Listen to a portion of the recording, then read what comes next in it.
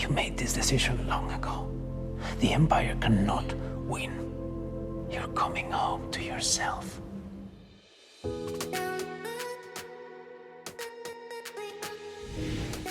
Hello and welcome back to another We Ourselves video. And today I want to talk about the real reason gun cultists and Hollywood in general hate Zack Snyder's Justice League and don't want him to complete his trilogy. It's not what you think, or maybe it is, but I'm going to be the one who says the quiet part out loud today.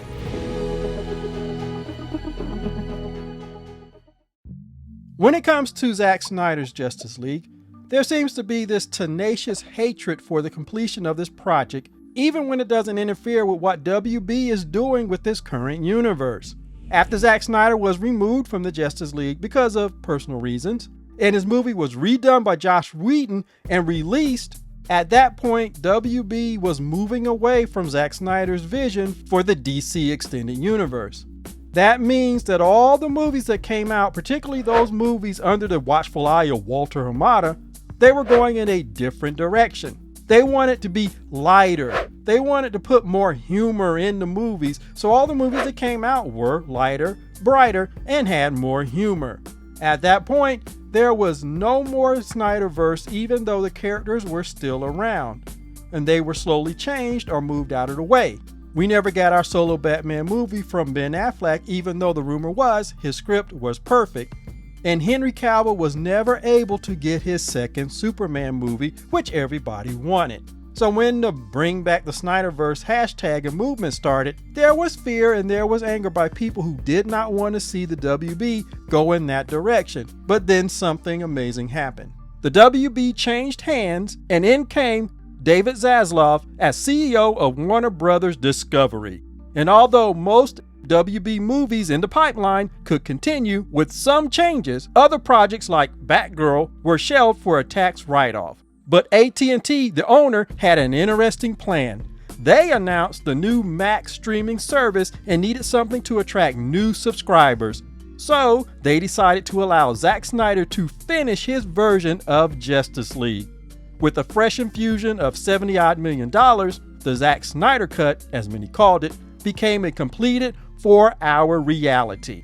And since it aired exclusively on the Max streaming service, Zack Snyder's Justice League did not interfere nor preempt any of WB's movies that were still set to release. So you have to ask the question, why was there still so much hatred and pushback for this version? Now I can understand the WB execs being concerned because they didn't want to be proved monumentally wrong about how popular Zack Snyder's version was and how many fans wanted to see it. With the victory of getting the Snyder Cut restored and its positive reception, as well as the quality, fans wanted to see the complete Justice League story. So it was no coincidence or surprise that a hashtag campaign for selling the Zack Snyder Justice League to Netflix appeared, sparking a new movement. As expected, all the usual suspects showed up to oppose it, even though the movement did not interfere with James Gunn's plans as the new CEO of DC Studios. But his fans, his cultists, invaded Snyder forums and spaces as well as social media accounts and YouTube channel comments to oppose and criticize and actually project their own biases on Zack Snyder's fans. All of this despite the fact that the originator of the hashtag to sell the Zack Snyder Justice League to Netflix explicitly said in an interview that they were doing this so it would not interfere with what James Gunn was doing with his DC universe. But that didn't matter. James Gunn came out himself and did an article criticizing the very idea of the hashtag and the notion of licensing Zack Snyder's Justice League to Netflix. He did this despite the fact that Forbes came out and said that the deal made sense, and despite the fact that a Netflix executive had already said they were interested in Zack Snyder's Justice League. And why wouldn't Netflix be interested in another Zack Snyder project? They were already committed to Snyder and his Rebel Moon series, and they had actually screened the Rebel Moon series and his version of Justice League in a theater. In fact, this wasn't the first time Netflix had already given another director the money to complete a trilogy. The Last Jedi director, Rian Johnson, scored a $400 million development deal to complete his Knives Out trilogy. So doing the same thing for Zack Snyder so he could complete his Justice League trilogy was not an insane idea. In fact, Netflix wanted to do that. But WB resisted, and then came the over-reported stories about Paramount Skydance wanting to buy WB even though they had just spent money to acquire a different media property. People ignored that in the industry it usually takes 3 to 5 years before a company can make another major move, which is why when Zaslav came in, experts said it would be 3 to 5 years before he was ready to turn around and sell WB. And of course, we find out that Netflix's offer was always the best offer for WB. And according to industry insiders, the deal is already done. They are just working out the final details before they make the announcement. And lastly, as I mentioned before, the mission statement of the Sell Zack Snyder Justice League to Netflix always stated that they preferred this option so that it did not interfere with James Gunn's DCU. So again, you have to ask why the persistent animosity towards Zack Snyder completing his trilogy, even when it doesn't interfere with the new direction of DC Studios. And what I say to all of this is the same thing that I always say when it comes to these matters. And you know me, I love a good conspiracy when it comes to how the media treats black people in particular in American media. And so for me, there are 2 reasons why Zack Snyder's version of Justice League is so opposed by James Gun Cultists and the media in general. And it all has to do with what they told you plainly to your face. They said they did not like Zack Snyder's dark vision for the future.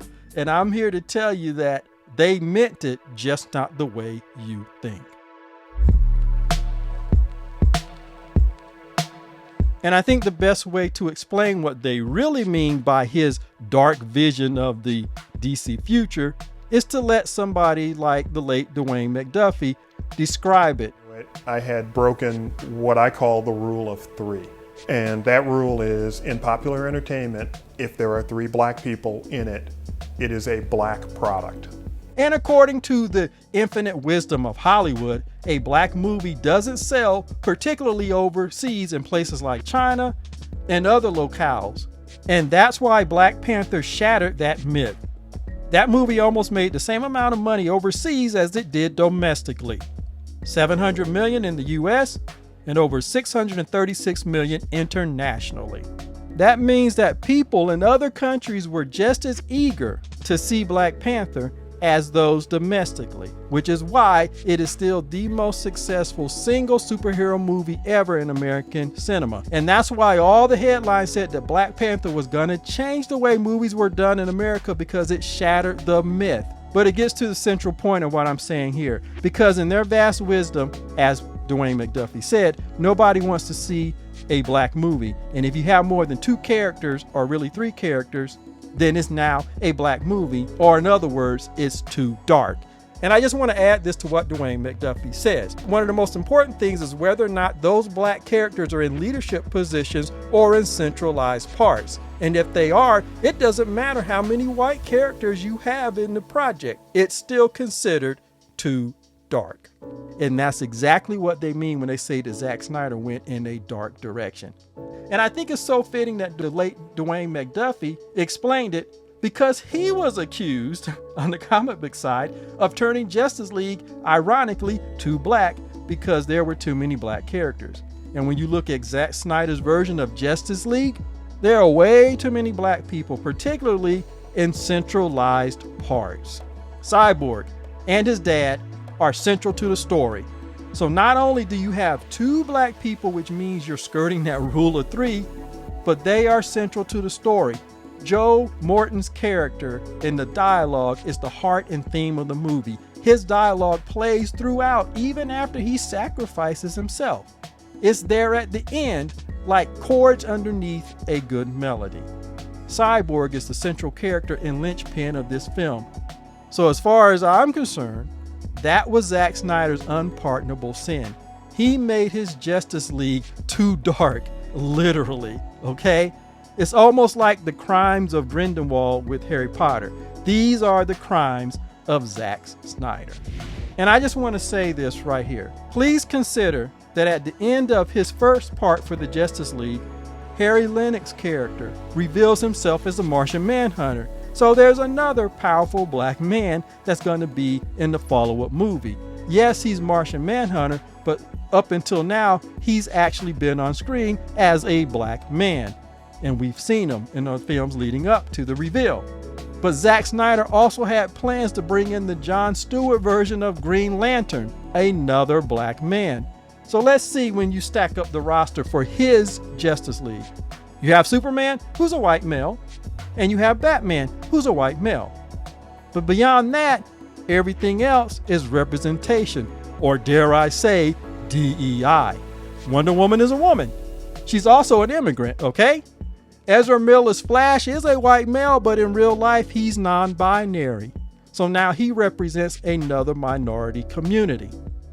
Aquaman, played by Jason Momoa, of Hawaiian descent, is another man of color. And of course, Cyborg is a black man. And now you're going to have Martian Manhunter, who's been portrayed as a black man on screen up until then. And you're going to bring in Jon Stewart, Green Lantern, another black man. So it seems that there's only two really straight white males, and everybody else is a representative of a minority or discriminated against minority. I don't know about you, but for the good old boys, that's way too dark, okay? The real meaning of dark. And Zack Snyder broke the rule with a number of black characters and other underrepresented groups in his Justice League. And that's what I'm talking about. I'm saying the quiet part out loud. This is the reason why everybody is still scratching their heads asking, why are people so resistant? Don't ask me to explain the hatred for Zack Snyder, because I don't understand it. He said, if you hate Zack that much, you need to go get your head checked. Bruh, I don't even understand why people are even like so against this, man. The deep hate of his movies by some people. I can't explain it to you. It must be because he's different. This makes no sense. Well, this is why they are resistant. Please remember what Joss Whedon said when he came in to redo Zack Snyder's Justice League. Not only did he get rid of all the black and Asian characters that he could, but he said he would have gotten rid of Ray Fisher completely because he didn't think the man could act, which is an excuse. Even so, he whitewashed that movie, his version, as much as he could. Let me get this straight. Cyborg scenes cut, Cyborg dad scenes cut, Cyborg mom scenes cut, Iris West scenes cut. Solid Stone also has a co-worker, an Asian man named Ryan Choi. He got cut completely. So all these black people and this one Asian person got cut from the 2017 movie. Okay, People can try to deny this all they want.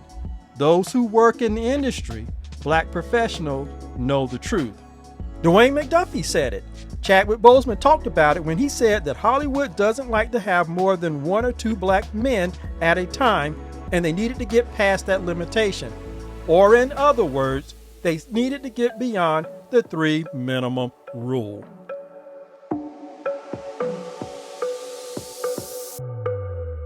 The second reason people hate Zack Snyder and don't want him to complete his Justice League trilogy is that they don't like godlike black heroes. For example, if you couldn't have T'Challa, nor recast the character after Chadwick Boseman passed away, because, as his brother Derek explained, they, Hollywood, don't want that image of a king, a super smart, ultra-rich, technologically superior, never conquered black African king sitting on his throne.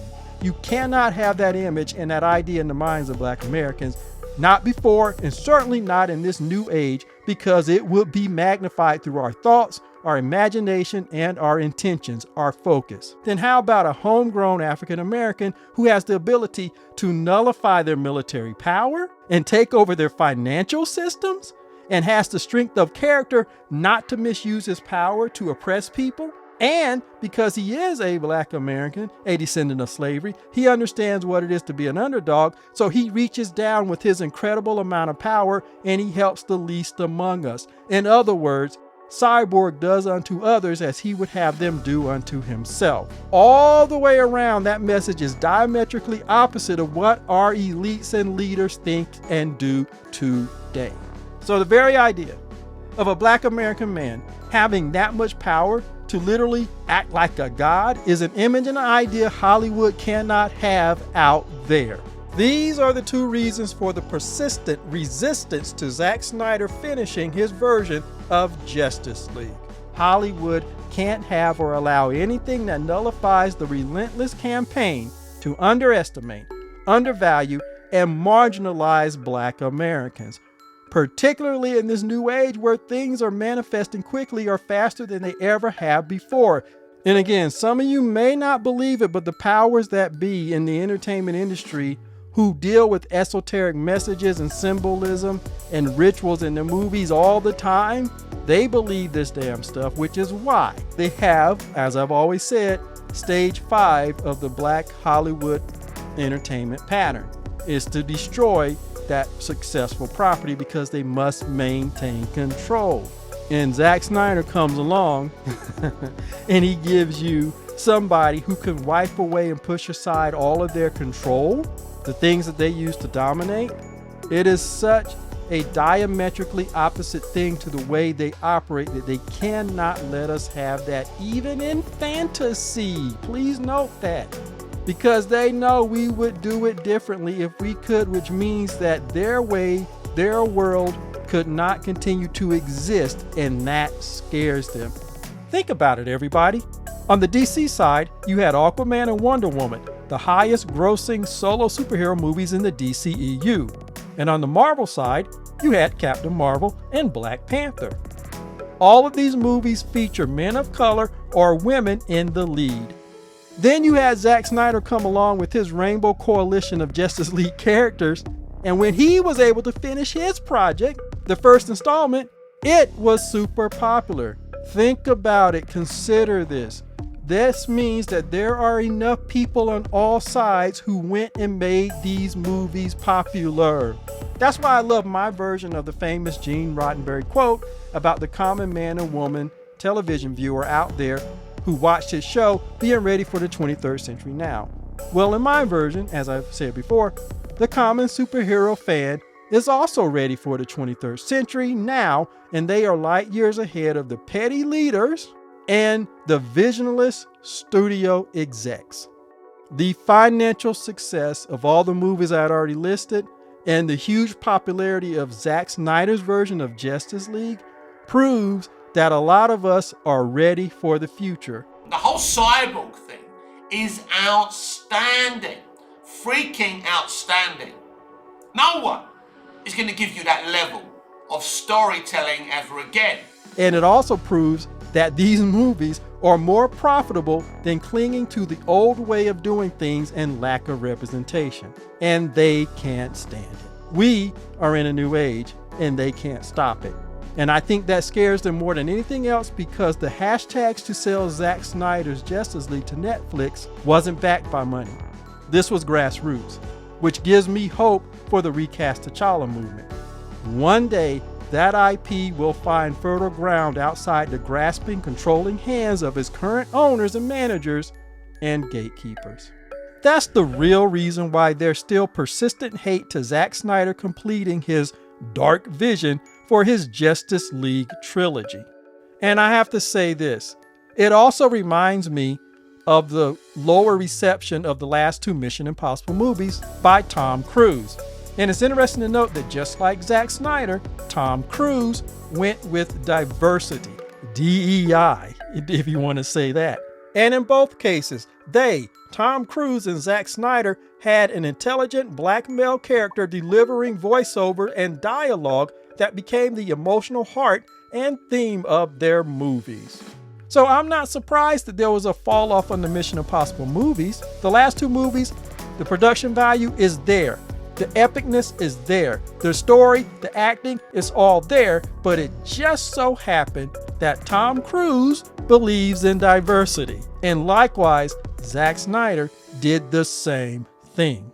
And that, people, is why there is persistent hate for Zack Snyder completing his trilogy. Think about what that message is sending to Hollywood, to America, to everybody. And that is why they are determined not to allow that to happen, but they are failing. So that's what I wanted to talk about today. You can let me know what you think in the comments, and as always, like, subscribe, and share, and I will see you the next time. The sleeper has awakened!